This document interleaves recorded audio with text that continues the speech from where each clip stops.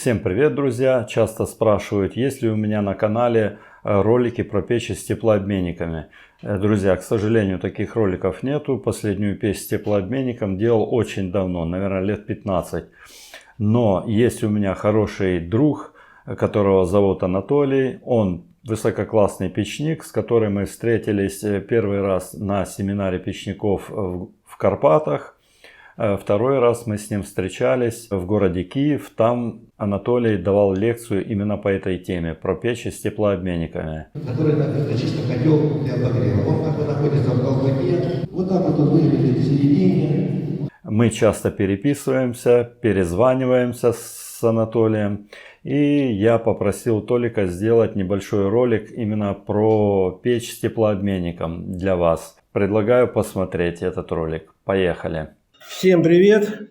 Меня давно просили снять видео про печку с теплообменником.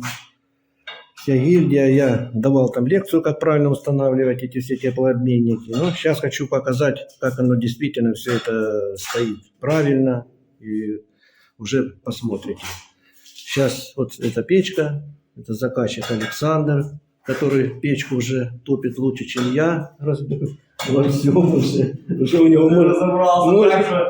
можно брать у него уже курсы по топке печки.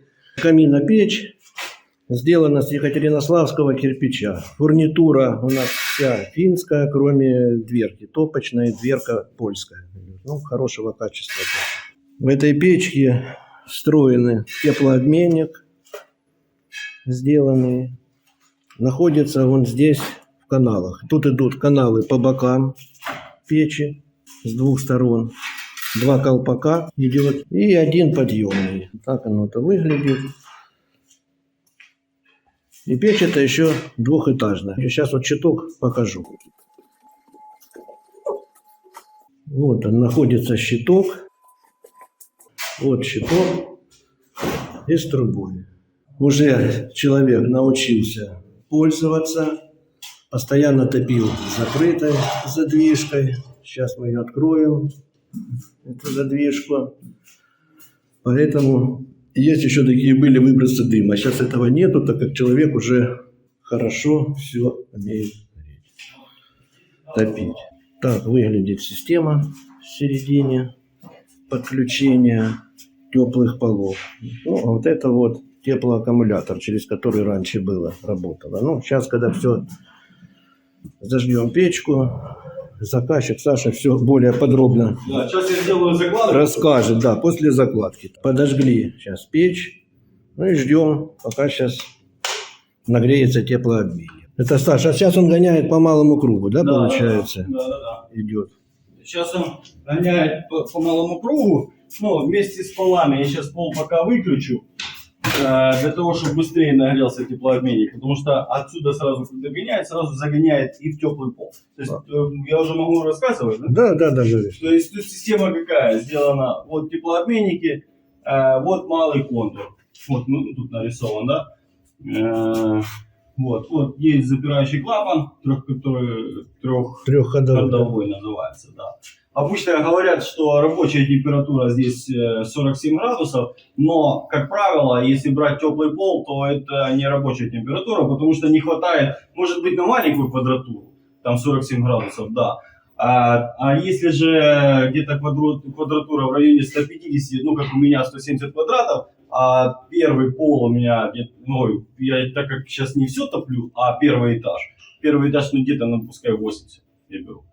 Вот, тогда надо ставить где-то 55 градусов, чтобы был теплообменник. Тогда хватает, вот на 80 квадратов, где-то так 55 тогда хватает. Если выставляешь что на 47, то сразу все забрало тепло, и опять теплообменник греется. Саша, вот расскажи про эту бочку. Да. Это теплоаккумулятор, потому что мы с тобой тогда мучились, запускали. Да, что касается этой бочки. То есть система, вот можешь только показать, вот она, да? То есть, вот это ты соединил временную сделал напрямую, да. Да. То есть, как это было? То есть, когда выставляешь здесь 60 градусов, сначала гоняется малый круг, а потом, как нагревается теплообменник больше 55 градусов, он выдает уже вот сюда, вот в эту бочку накопительную. Она служит как кошелек. Ну, то есть сюда накапливается тепло. Но смысл в чем? То есть нельзя греть одновременно, когда работает печь, нельзя, чтобы работали теплый пол, его нужно выключать. И занимает это время, где-то 200 литров эта бочка, занимает час топки. Для того, чтобы протопить эту бочку, нужно здесь, чтобы было 60 градусов, и на обратке 60 градусов. То есть она здесь вверху растет быстро, ну тут примерно быстро, там, скажем так, а внизу очень долго. То есть, соответственно, но надо дождаться вот этого момента, когда будет 60 и 60, топить, там большую закладку сделать.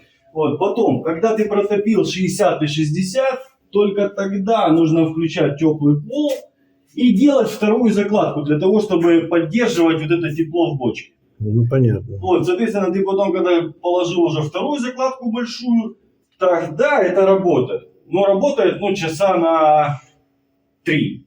Где-то так, 3 часа. Потом, когда перегорает вторая закладка, надо ложить либо же третью закладку, либо же подогревать, конечно же, или же уже электрокотлом. Ну, это вот из-за вот этого теплоаккумулятора, потому что очень большой объем воды накапливать, нужно нагреть будет, да? 200 литров, да, его надо, конечно же, ему энергию. Для этого надо же или же тепловой насос, ну, у меня он предусмотрен, я его еще пока не ставил, потому что все в процессе.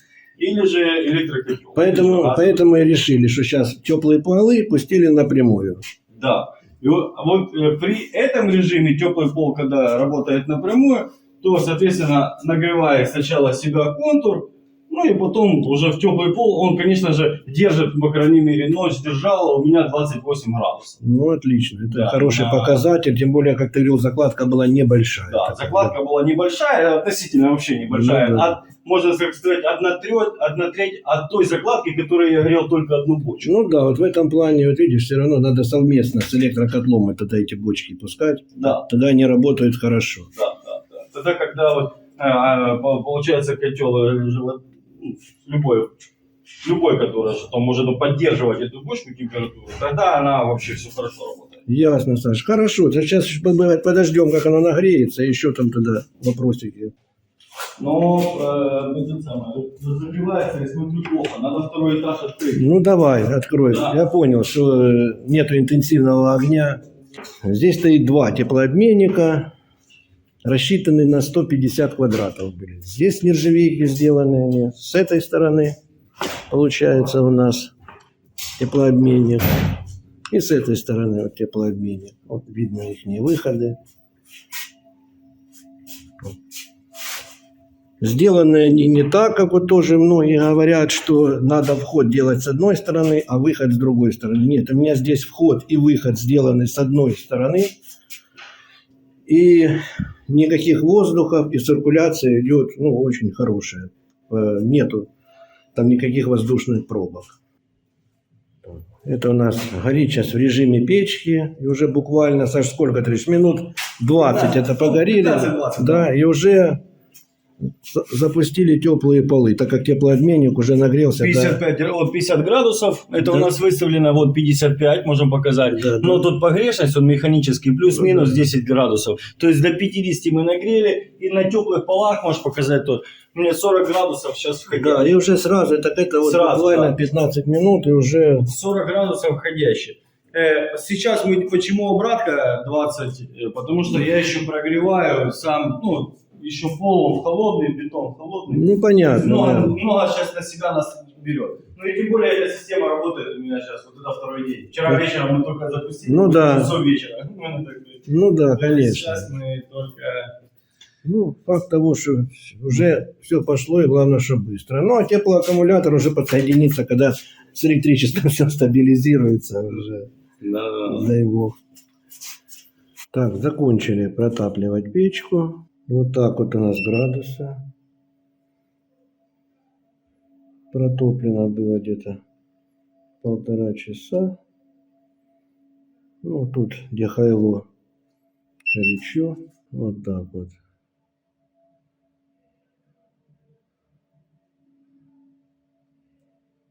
Анатолий проживает в городе Запорожье. В основном работает по Запорожью, но последнее время делает печи и по всей Украине. Обращайтесь, все контакты я оставлю в описании к ролику. Ну а на этом у меня все, друзья. До новых встреч. Пока.